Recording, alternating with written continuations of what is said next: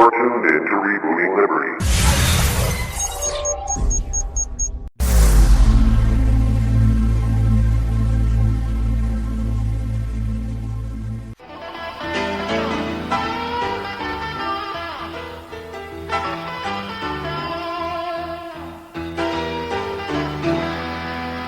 Have you ever wanted to have your own radio show?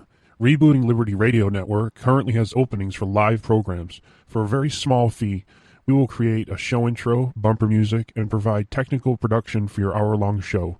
Email producer@rebootingliberty.com for details. You can find us at live.rebootingliberty.com.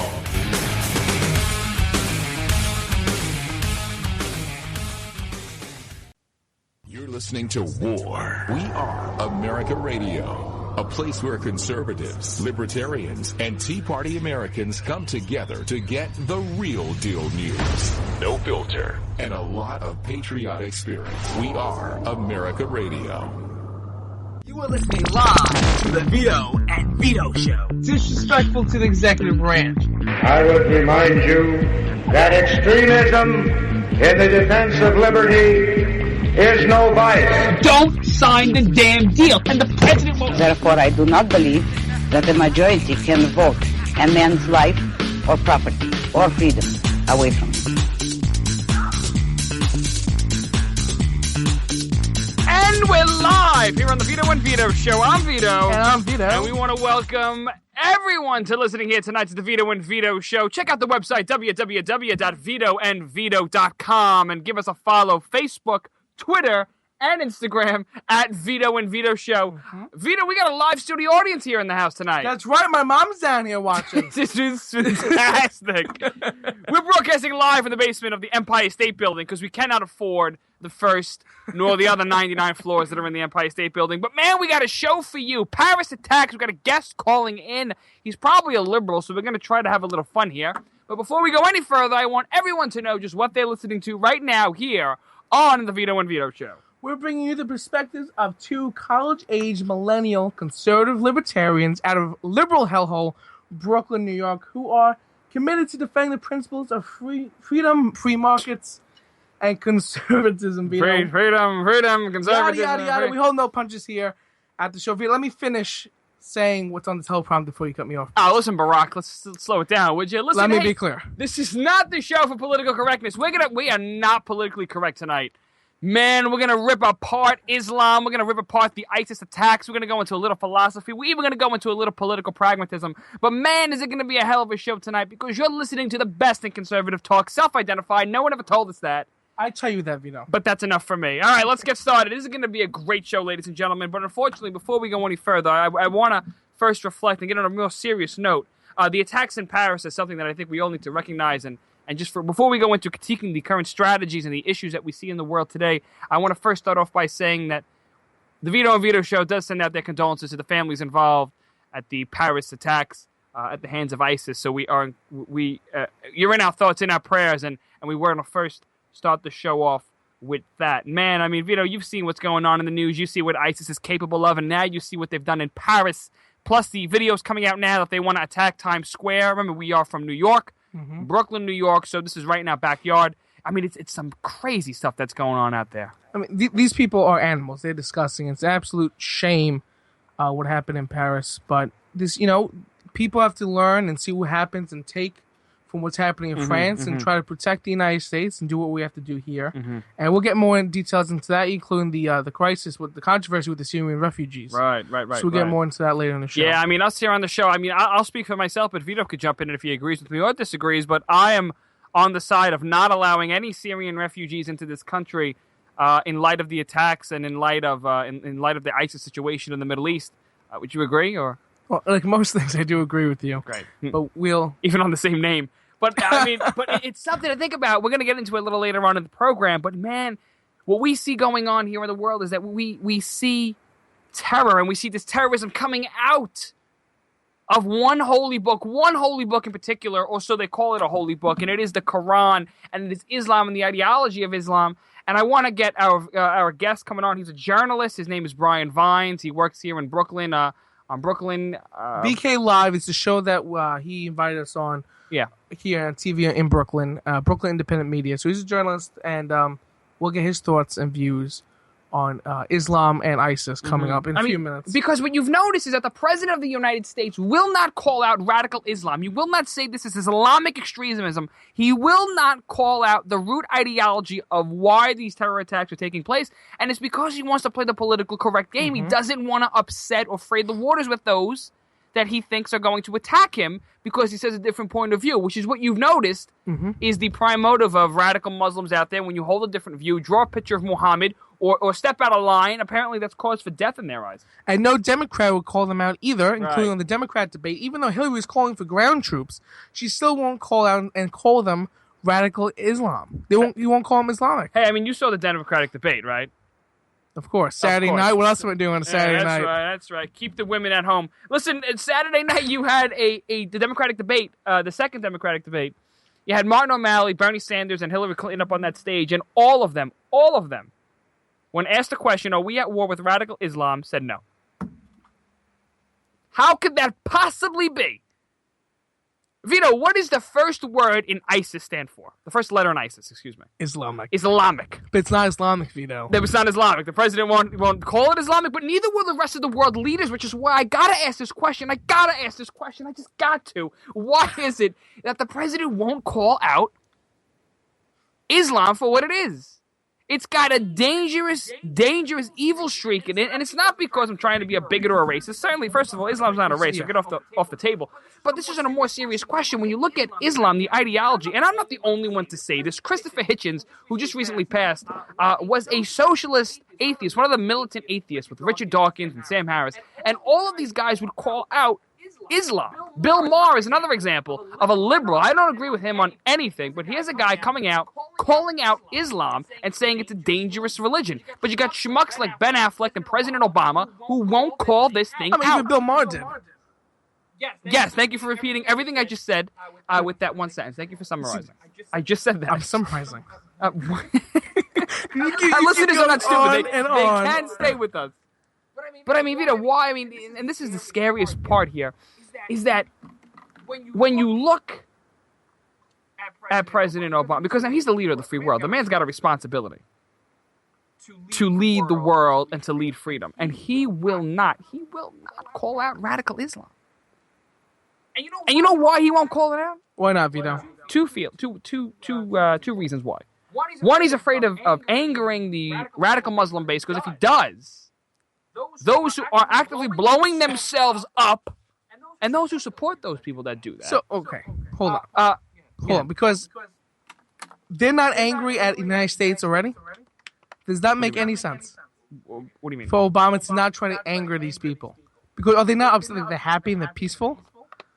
That we're not going to bomb, that we're not going to threaten Times Square unless Obama calls us Islamic, because they are Islamic. They call themselves Islamic. Well, this is the president's mindset, and almost the mindset of every other isolationist in the world, is that America is the problem. Our footprint in the Middle East, our involvement overseas is the problem, and that just ignites the flames and the tensions of these Islamic terrorists. That's why they came to be. That's why he apologizes for America. That's why Osama bin Laden turned on us, is so the argument that a lot of people make, even the Ron Paul people, who I happen to like a lot.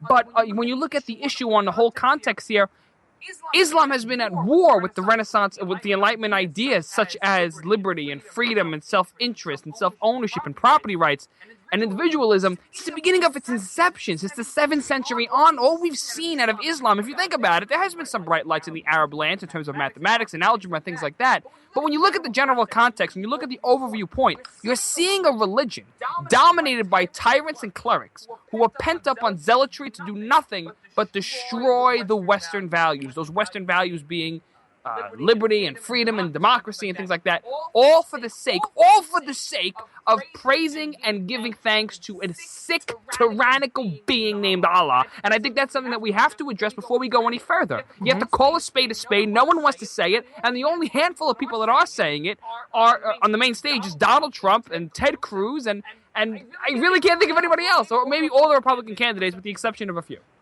Most Republicans do call them out, but we have to understand, you have to see the root of the problem before you do anything else. That's with any problem anybody ever has, especially something of this giant scale.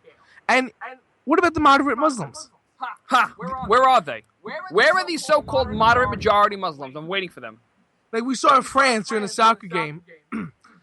During one of the soccer games, there's a moment of silence. And what did these moderate, in air quotes, Muslims do? What do they do? They booed I during saw that. the moment of silence and started chanting Allah Akbar. Yeah. Yep.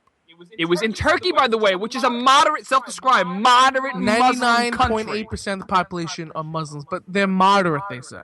So they say. So they say. But I mean, where are they? Where are these moderate Muslims that everybody keeps talking about? There are some Arab leagues out there that condemn the attacks. But why aren't they protesting in the streets? How come you don't see them going down to the Middle East trying to negotiate different types of interpretations of the Quran with these Muslim clerics? You don't see it, ladies and gentlemen, because when taken to the extreme, it is acceptable within Islam to kill those who leave the religion, to stone people who disagree with you, to kill women and treat them as second-class citizens. And what bothers me the most, Vito, what really grinds my gears is the fact that liberals will sit here and say there's a war on women from Republicans, that Republicans hate women, that it's the Republicans' fault that women are second-class citizens in America, when they're not able to look across the sea and see what is just happening, not just to women, but to gays, what's happening to all types of people, to Christians and those that disagree with the zealots over in the Middle East. Right. These countries that are beheading women, Iran will rather pay for your sex change if you're a homosexual man. Right. Unless they'll kill you. Right. So a sex change, so they don't kill you. Beheading women, stoning women, okay? They blame the women if they get raped. Does any of this logic make sense? No, it doesn't, because it's not logical. I mean, it's all rooted in this notion of a mystical being. But then you have the only in country Allah. in the Middle East that respects rights. That's Israel. And they are ranked last in women's rights by the UN. The United Nations. Yep. Oh, don't even get me Let's not get started on the UN. UN. Okay? How BS old the UN is. I mean, listen, the UN is another issue to be dealt with. But I mean, I just find the stark contrast really something to look at because, and I want to make this other point too in terms of Islam. Let's just take some of these different Islamic perspectives. Some of the arguments we've heard. Number one, Islam is a peaceful religion. Well, I mean, we can point to many different verses in the Quran that specify what to do with those who disagree. And I think everybody unanimously agrees. And I love it how people will then point to the Bible and Judaism and will say, well, look at these holy books. Obviously, they say something different. They say the same thing. Deuteronomy and Leviticus and all these other books in these holy books. And I would say, well, yeah, and I would be against Christians, and I would be against Jews, and I would be against all of these types of groups and all these types of religions if they currently do that. The difference is Christianity and Judaism had renaissances, they underwent enlightenment periods, they had different covenants with God, and you started to see a change in the difference. I'm no theologian, but I will say this point, and I will make it clear. Islam has never had a renaissance, and that is why we are at war. Yes, at war with Islam. Vito? We're at war with this ideology that hates Western values, and I'm just angry that nobody is willing to say it, and if you do, you're considered an Islamophobe or a racist. Which doesn't make sense. Islam is not a race, Exactly. number one. And Islam has declared war in the world, okay? This is not the first time. Do you remember the Crusades? Absolutely. I mean, what was another name for the Crusades? And we've heard this a lot. The acts against the Christians were protecting from Muslim invasions, the act of Muslim aggression. So you why? see things like that. Why? Why does this keep happening? They're not just living all these centuries ago in the Middle Ages, but this is what the Quran says. And people point out, well, the Quran says, oh, you have to love everybody. But you have to, what about the parts that contradict that? The parts when people, these Muslims, who only follow these things strictly, the quote-unquote real Muslims or the fundamentalists, who is a large part, almost half, of so many people self-described Muslims. Right. And let's not forget, let's just go through some historical moments. In Islam, you had the Bombay Pirates, you had the Crusades, you had things like, I'm drawing a blank here, Osama bin Laden, the Iranian Revolution in the contemporary sense.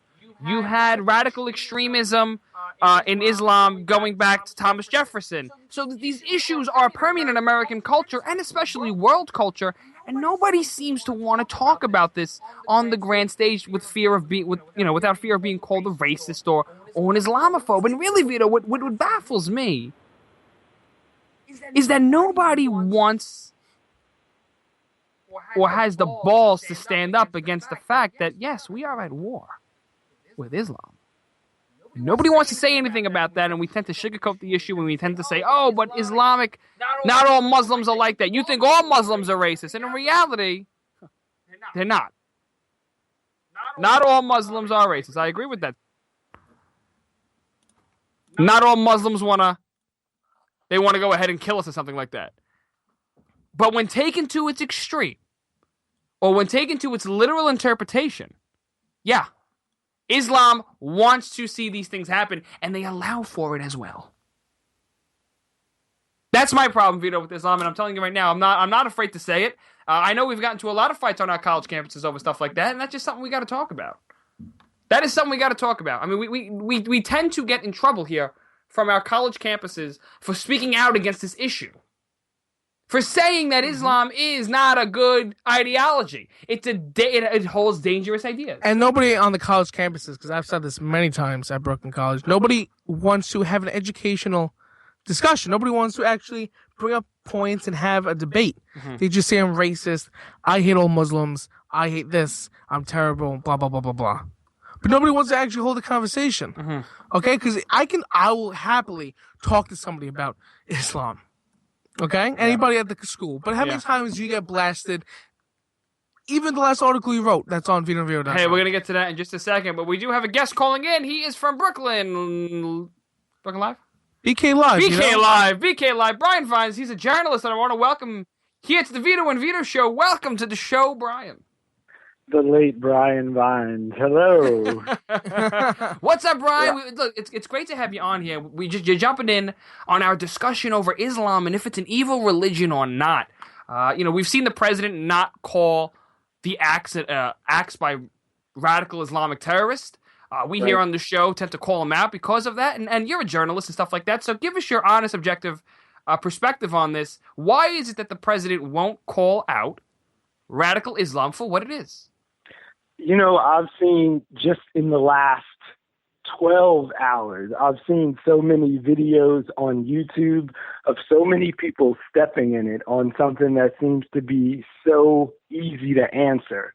So I don't know, maybe it's one of those things that looks deceptively simple, but then when you're pressed, it's hard to answer. But I don't know, he seems to be getting a lot of traction out of telling people that they're popping off and speaking so plainly. Maybe he should just call a spade a spade. We don't want to insult a religion. Of course, there are bad actors in every scenario, and for every person who tries to equate Islam with terror, there's another person on the other side screaming that Christians have done this, and they were spouting from Tim McVeigh to the kid who walked into a church in the Carolinas, their Christianity. So I don't know, bad people are bad people all around. Yeah, but I think you got to look at it this way, and I'm gonna use somebody that I don't really agree with because he's a liberal. Sam Harris, and I happen to really like him.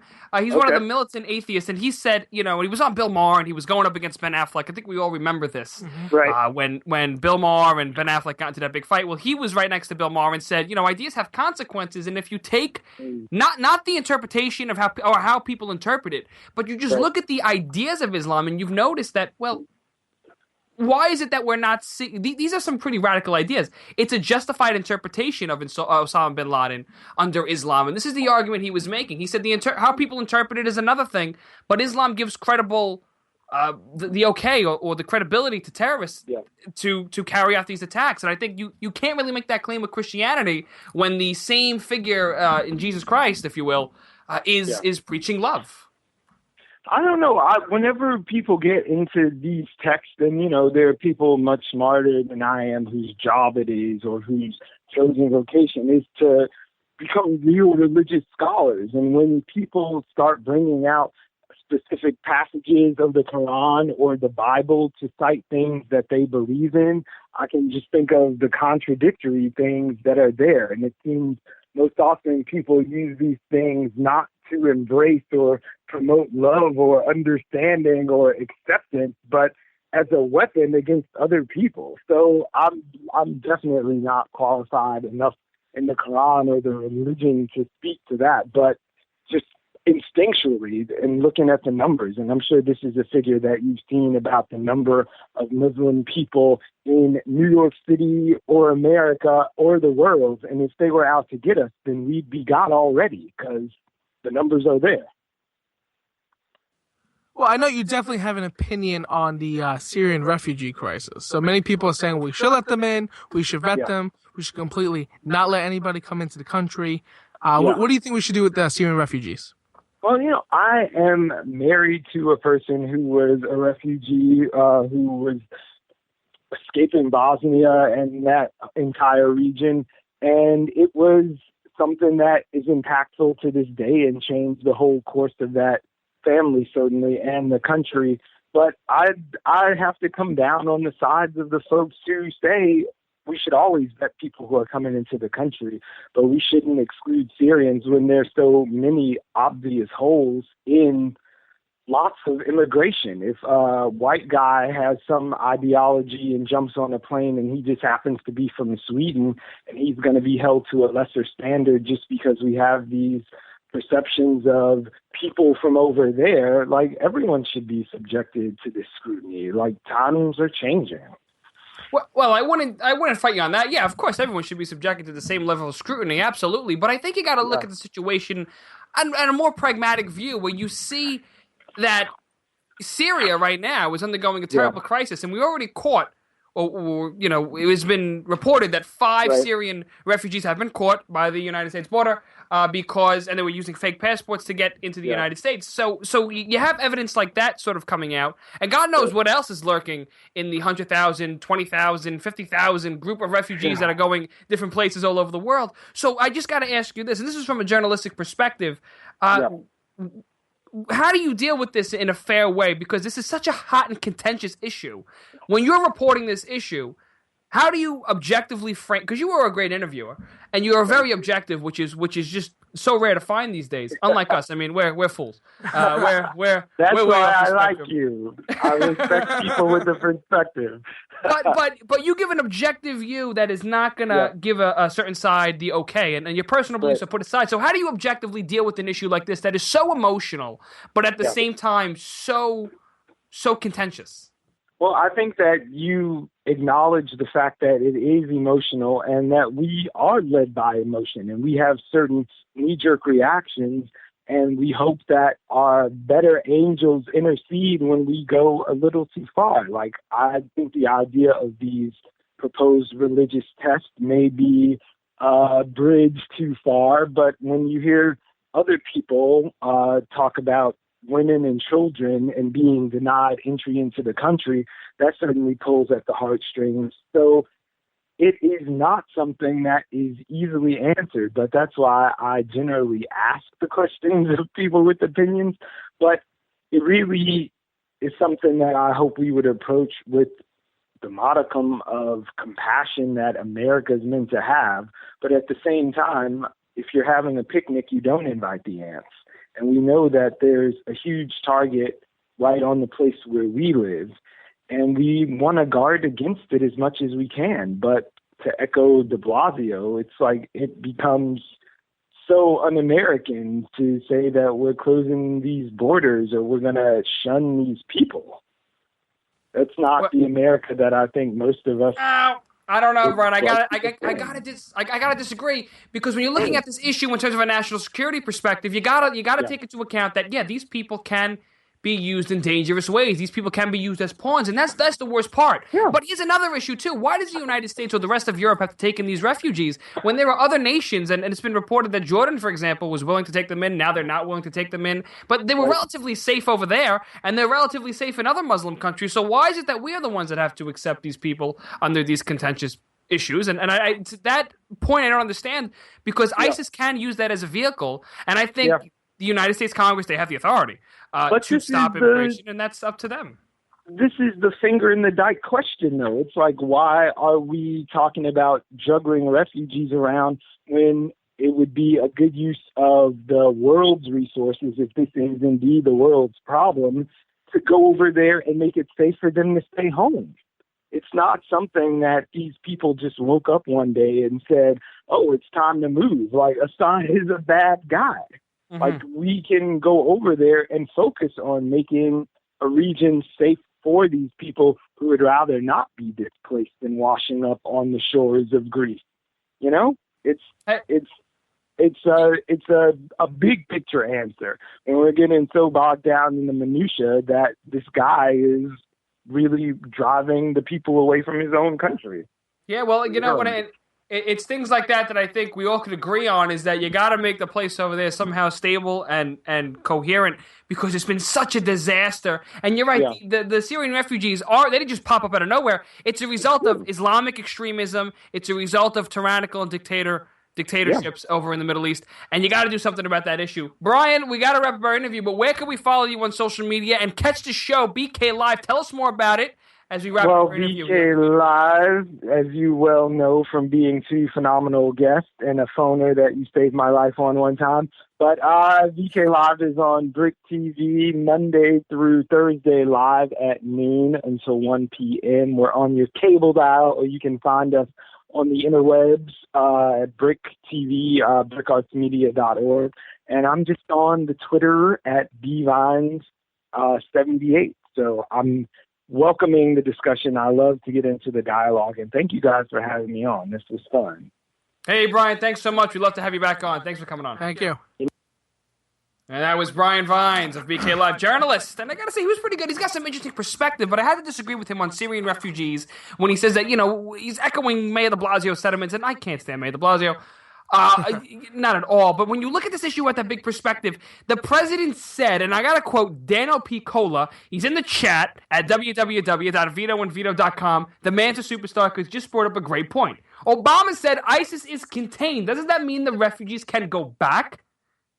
If we're going to follow the president, yeah, exactly. If we're going to follow the president through on his word, if we're going to follow the leadership of this fool, then why can't we just send them all back? This is why we never follow the leadership of this buffoon. You can't, because he says they're contained, and then a minute later, the attacks in Paris happen. So how are they contained? They're not contained, and now you're going to bring about all of these refugees into the United States in an effort to make it beautiful and to make this wonderful short story of immigration. It's not the case, baby. We've seen 5, not 1, not 2, not 3, and not on separate circumstances, 5 Syrian refugees caught with fake passports linked to ISIS trying to get into the country. Explain to me, ladies and gentlemen, just how we can let in 100,000 refugees into this country without any possible consequences. ISIS, Vito, put out videos that said the United States is the next target, with New York City and Washington, D.C. being the prime hit places. You gotta be kidding me if you're President Obama or any foolish Democrat to accept that notion that it is okay, safe, and justified under American culture and values to accept possible terrorists. You gotta be out of your mind and smoking some heavy duty crack. And they said how we're going to vet each refugee, but while a top FBI agent, top people in the government saying we don't have the resources yet to vet all of these people. James Comey, the FBI director, hardly a partisan position, by the way. He's a Republican appointed under George W. Bush, said there is no way we could vet the Syrian refugees effectively. So what happened? You let in hundreds of all these people, thousands and thousands of Syrians, because they're, orphans? What did Obama say? They're orphans and they need help. It's an emotional pull. Oh, pulling on the heartstrings of Americans. That's a logical fallacy, by the way. Look at that. It's called an appeal to emotion. So look at that. It's not based on logic. We have to take this at its logical conclusions and its logical roots. Let's take it at this position, though. Why can't Palestine or Jordan or Saudi Arabia or any other, or Qatar or the United Arab Emirates, why can't they take in the Syrian refugees? Why are we the ones stuck holding the bag, ladies and gentlemen?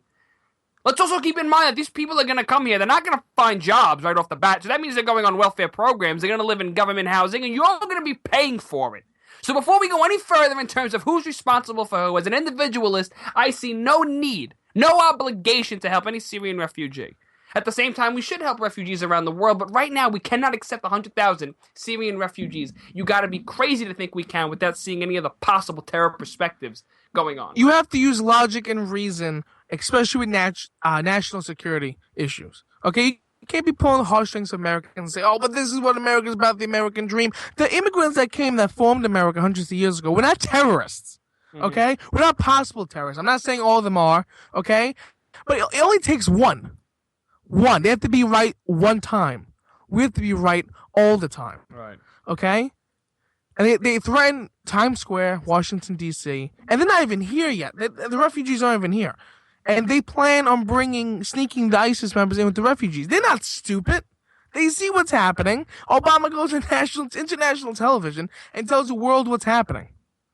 Okay? We're going to let them in. Oh, how about you go sneak in and say you're not with ISIS? Lie. Oh, how hard is that? Listen, we're going to go through through some more ISIS talk.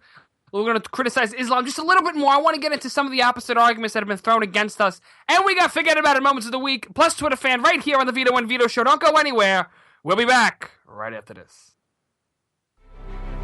Are you tired of people making fun of what you stand for? Are you angry at Washington, D.C. and the elected officials who don't want to hear what you have to say? Are you sick of watching those who claim to be conservative act like liberals? Are you tired of the mainstream media? We Are America Radio is now your alternative choice. We are a 24/7 network designed to inform, educate you with opinions like you've never heard before. Our blend of rookie and veteran voices will keep you wanting for more. Not to mention, we are the #1 political and government talk radio station on the Live 365 platform. So check out WeAreAmericaRadio.com for our direct stream, or download us on your phone or tablet with the Live 365 or TuneIn free apps and just type in WAA Radio. Share us with your family members and co-workers. We are America. We are you. Are you among the 64% of Americans who believe our country is going in the wrong direction? If yes, then eVoiceAmerica.com is the political take-action site we've all been waiting for. And it's really free. eVoice America provides your personal list of elected reps every time you log on. This makes it so easy to email your opinions and e-votes on top issues directly to each of our D.C. elected representatives.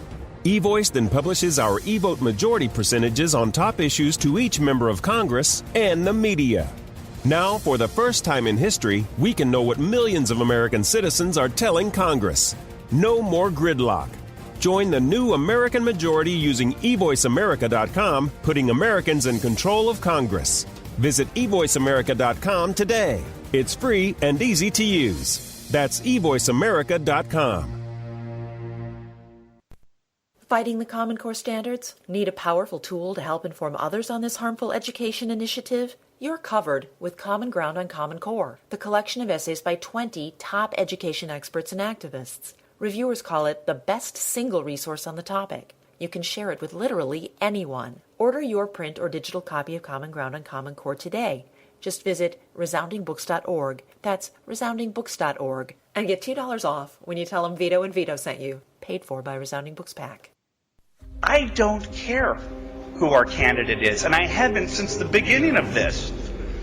I haven't. Ask not what the candidate can do for you. Ask what you can do for the candidate. We are there to confront them on behalf of our candidate. I will march behind whoever our candidate is, because if we don't, we lose. It's because if we don't, we lose. Because if we don't, we lose. There are two paths. There are two paths. Black, white, gay, and straight. Anyone that's willing to stand next to me to fight the progressive left, I will be in that bunker. And if you're not in that bunker because you're not satisfied with this candidate, more than shame on you, you're on the other side.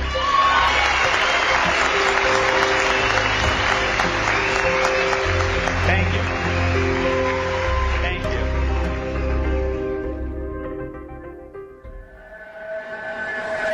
you. War.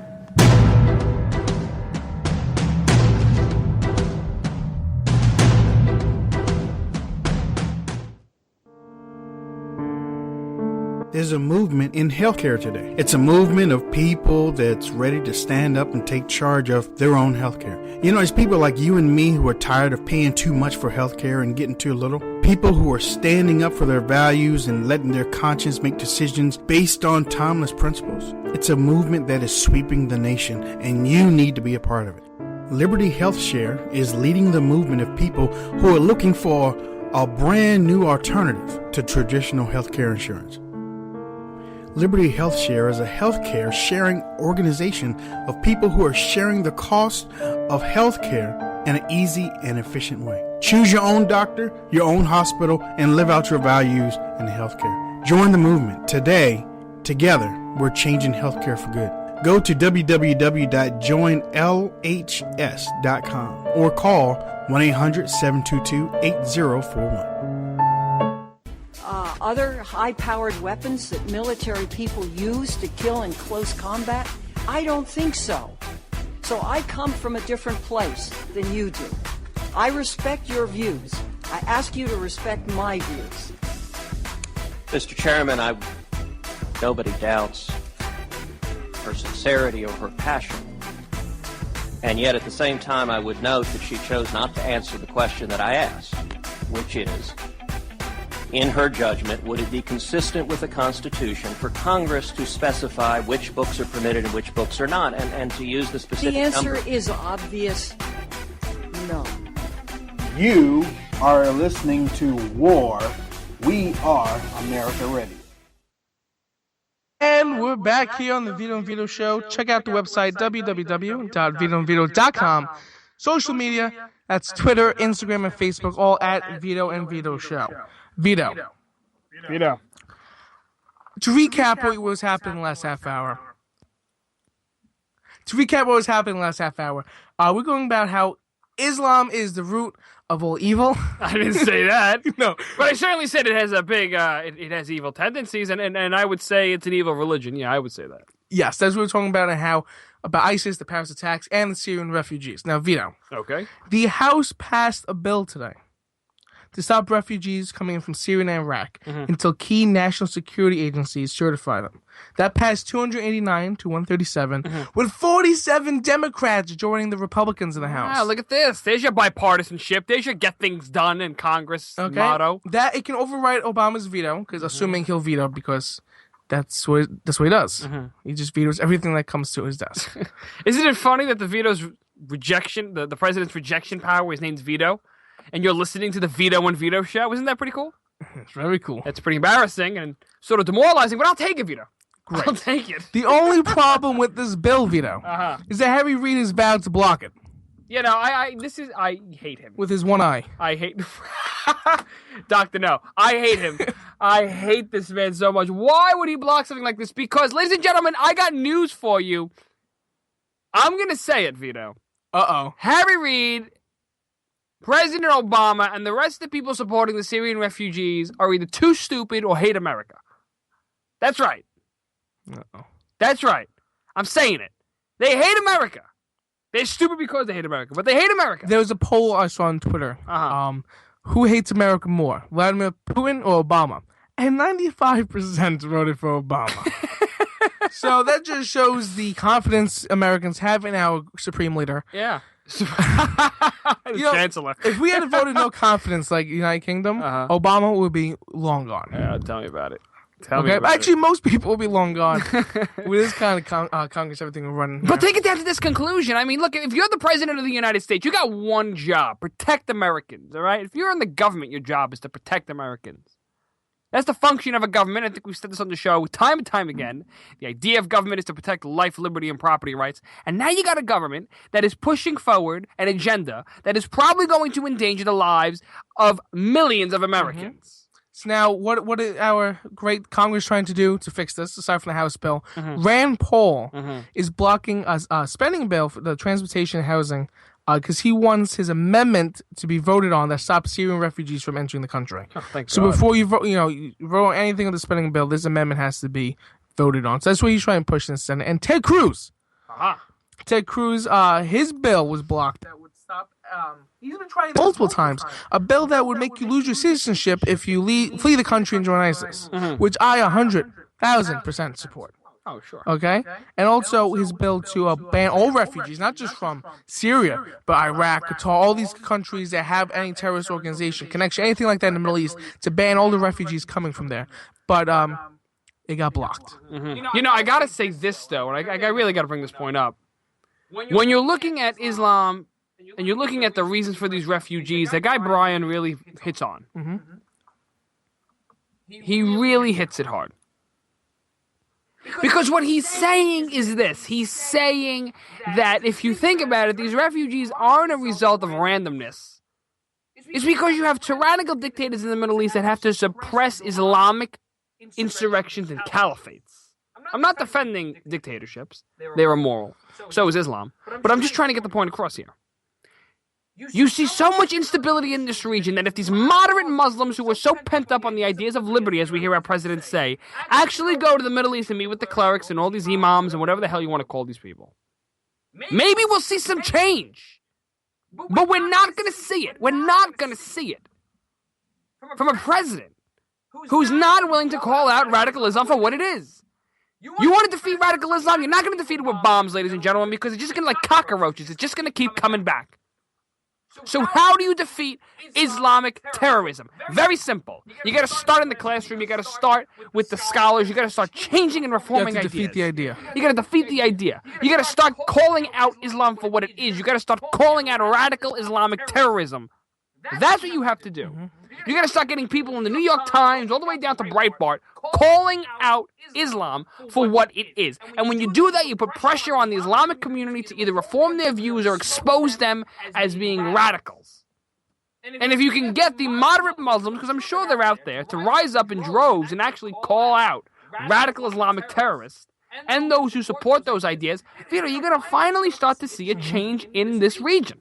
You're not going to get it since the 7th century on with people who just hate this way of life. Or those that disagree with them, most importantly. And we hear so many times, I want to bring up this argument that we hear all the time, because you wrote an article. Oh, boy. Be proud, Vito. A letter to all liberal, racist students. Right? This is on the website, www.vitoandvito.com. And we put this in on Facebook, all over social media, Twitter, everything. And it got traction with some college students at my school, Brooklyn College, who, let's say, they didn't like it that much. Let's keep in mind, Brooklyn College is also the former home of Bernie Sanders and Al Sharpton. Barbara Boxer. Barbara Boxer, right? Who else is a communist that went there? James Franco. And then me, Vito, the bastion of light. The only conservative at Brooklyn College. So they hate me. Mm-hmm. They hate us. Mm-hmm. So let's make that clear. But I don't even go there, by the way, and I still have a bad name. But all right, go ahead. Well, of course. You have the same name. But the argument they keep bringing up about the Syrian refugees is, what if the United States did this with the Jews in Germany? Mm-hmm. But here's where it doesn't make sense, that argument. Because, well, number one, in the beginning, FDR did not know that Jews were being exterminated by Adolf Hitler. But the Nazis, we didn't take in Nazis, we took in the Jews who were fleeing. Okay. Now, even if a Nazi stuck into the United States, is that Nazi wasn't going to blow up Times Square? Okay? That's a part of a political party who supported Hitler and taking over Europe and the world. That's different than accepting refugees who do have a chance of being a terrorist who can blow up Times Square and want to destroy America. Do you see the small difference that actually makes a big difference? Mm-hmm. You capiche? I get you. I get you. Okay? So, it's like taking in the Nazis, okay, compared to taking in the Syrian refugees. That's what these people try to make the point. And I want you to see these arguments that these liberals and these college progressives are using, because it's not logical. It doesn't make sense. It's liberal logic. It's oxymoron. Okay? So you have to have reason and historical backing to your arguments so they can make sense. That's basically, I learned that in elementary school. I want to thank my 5th grade English teacher for telling me that my my arguments need to make sense before I publish anything. You know, I just find this stuff to be so fascinating and really stuff to be so enlightening. But I think you really got to start asking about these issues. You really want to change these regions. You have to get down to the crux of the problem here, and it starts with Islam as an ideology, and then from there you grow as you start revolutionizing. But yeah, Islam, evil religion, baby. It's got evil all over it. It talks about slaughtering. I mean, I don't need to go through the Quran with you. I think you could see it for yourself. Islam, under Osama bin Laden, his interpretation is a justified interpretation of the Quran. Because if you look at the Quran and his actions, they go hand in hand. Not just him, but ISIS and the rest of these sick, barbaric animals who got so much sand in their ass it hurts when they make number 2. It's that time of the week again. It's that time of the week again. Forget about it, moments of the week. Wow. Forget about it? Forget about it. Forget about it. Paul, forget about it. That's right. Forget about it, moments of the week. This is when we break down some of the craziest moments that ever happened in this thing that we call the world and the universe. And man, this is going to be a lot of fun. This is going to be a lot of fun. But before we go any further, I want to credit Sal Galero, our intern. Follow him at SallyG315 on Twitter. Right? Mm-hmm. All right. He titled the show here today, and I fully agree with him. The title of the show, Vito, being Nuke the Bastards. I love it. And I think all of us can agree. Vito? No? You don't agree? Nuke them. Why don't you have tea then with Osama bin Laden and Abba Gabba Gabba Gabba? This escalated quickly. Okay. Alrighty. Go right ahead. What's our first oh my. What's the first forget about it moment of the week? A Tennessee girl is pleading guilty for smuggling a gun in her vagina. Okay. She has to pay $1,000 in fines. Now, why is this relevant? Why? One, because people are stupid enough to smuggle things in their vagina. 2, if we can actually use the Second Amendment and not have to smuggle these things, then maybe you won't have to smuggle things in your vagina. I get it. I get it. All right, I got to give it to you there, Vito. I see where you're going with this. Next, forget about it moment of the week. A student at Georgia State University called out Black Lives Matter publicly. Oh, here we go. And she lost her job, and students are demanding her expulsion from the college. Wow. Listen, I just want to hit on this about the stupid Black Lives Matter, this racist, disgusting organization. I hate all of these people that claim that white privilege exists and Black Lives Matter. Your whiteness is showing. Oh, shut up, you racist. Let's break this down. I want to talk about this. I want to talk about Black Lives Matter and this notion of white privilege up on www.vitoandvito.com. I recently wrote an article, like Vito has alluded to before in the show, called A Letter to Liberal Racist College Students. We all see what's going on college campuses, and as college students, it's disgusting to see what's happening to the once great university system. It's being destroyed. So let's break it down, ladies and gentlemen. What do we see, Vito, from Black Lives Matter, and what do we see from this notion of white privilege, the students that agree with this stuff? With the Million March, Million Student March, and demanding free stuff, and the Bernie Sanders supporting, and the anti-Americanism. Yes. Mm-hmm. That's what we see, exactly. He sees anti-American ideas, he sees anti-liberty perspectives. Okay, now let's break it down on another perspective. I wrote that article. Vito, like he said, and he said it earlier in the show, shared it in a bunch of Facebook groups and all stuff like that. So it's gaining some traction. And again, I encourage you to check out www.vitoandvito.com and take a look at the article for yourself. It's a strongly worded letter to college students. It's meant to be sort of a rant, but that's what we do here on the show. Well, a lot of these college students started taking it the wrong way. A lot of these progressive, socialist, communist, totalitarian, fascist students took it the wrong way. And boy, did they take it the wrong way when I said you people are nothing but a bunch of racist fools.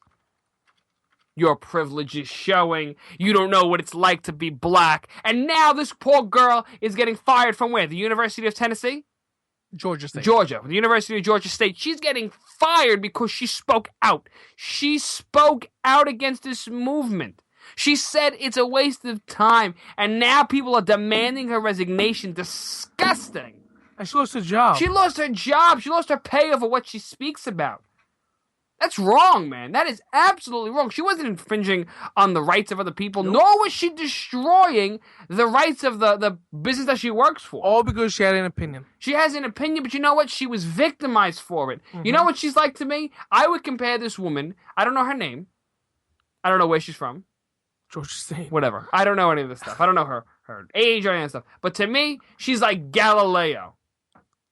That's what she's like. She's a hero. She stands up for free speech, and that's what's going on, ladies and gentlemen. It goes all the way back to the Islamic conversation we were having earlier on in the show.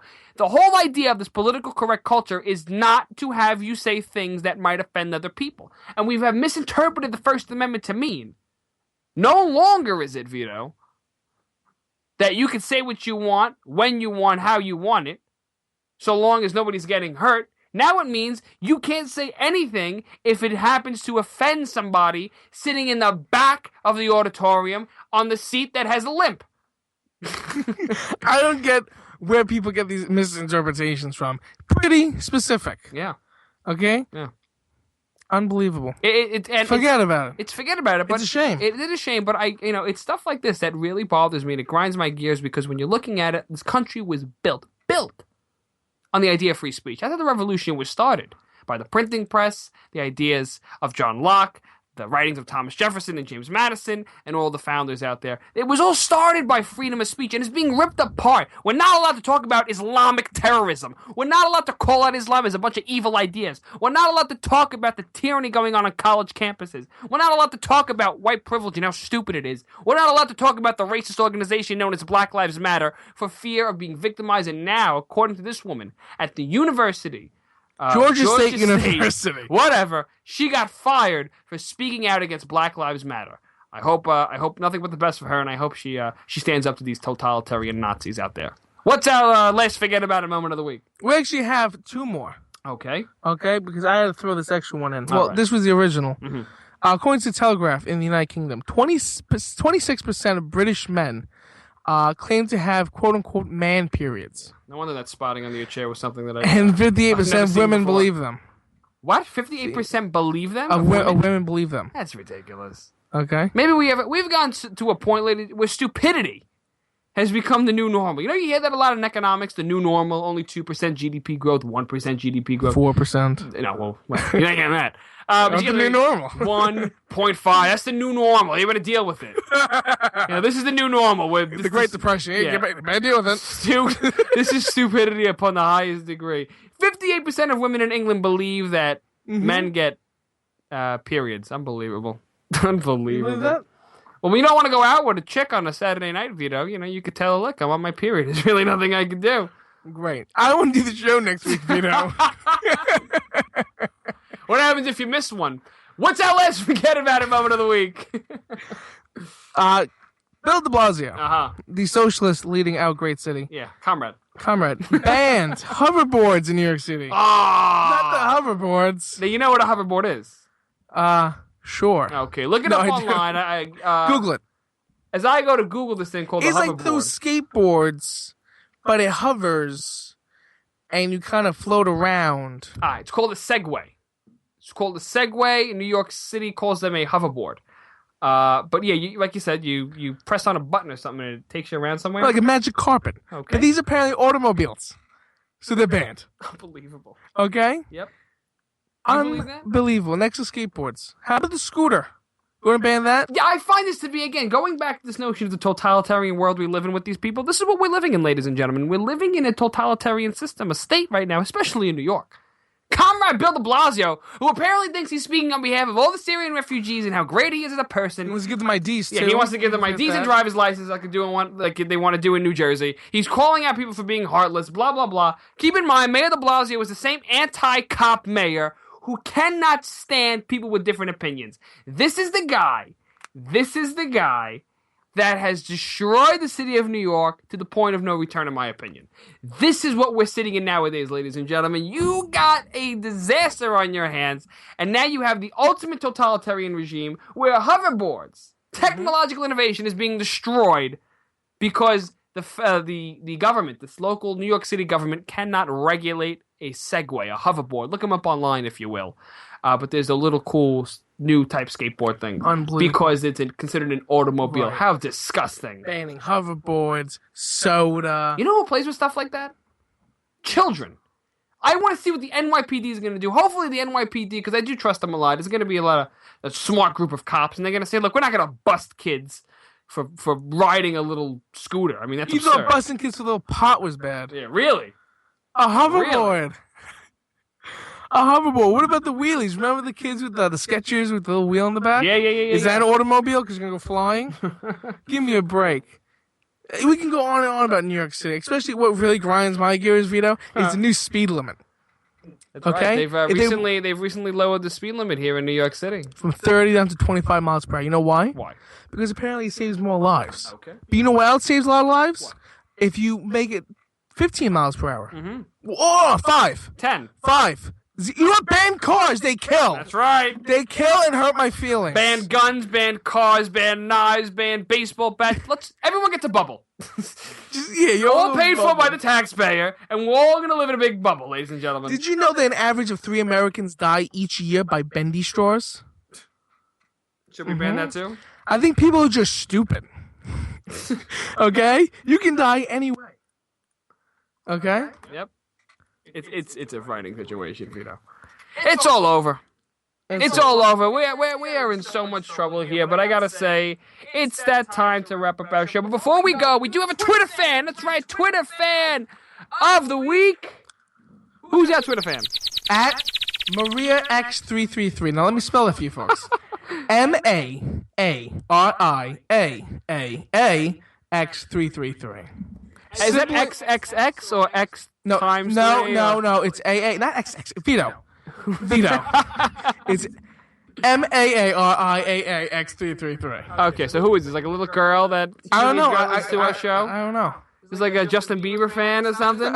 No, she's in the audience and she retweeted us, so we got to give her a shout out. Congratulations, Maria.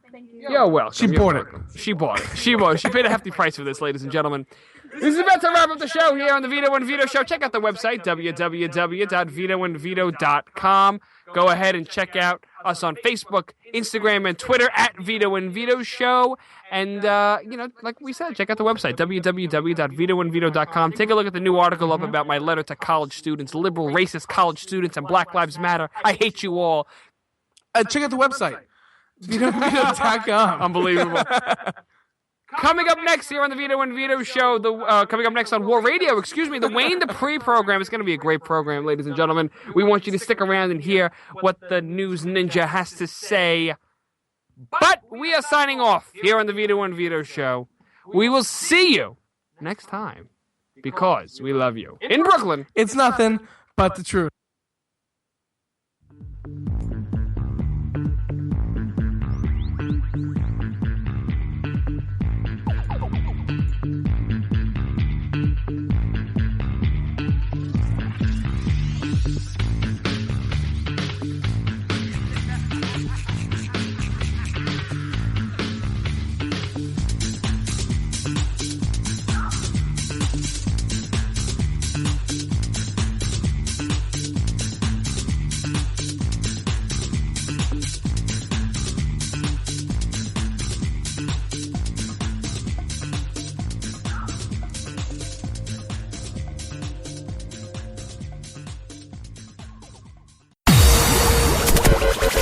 You're listening to Rebooting Liberty Radio Network. Compelling and entertaining talk. Don't touch that dial.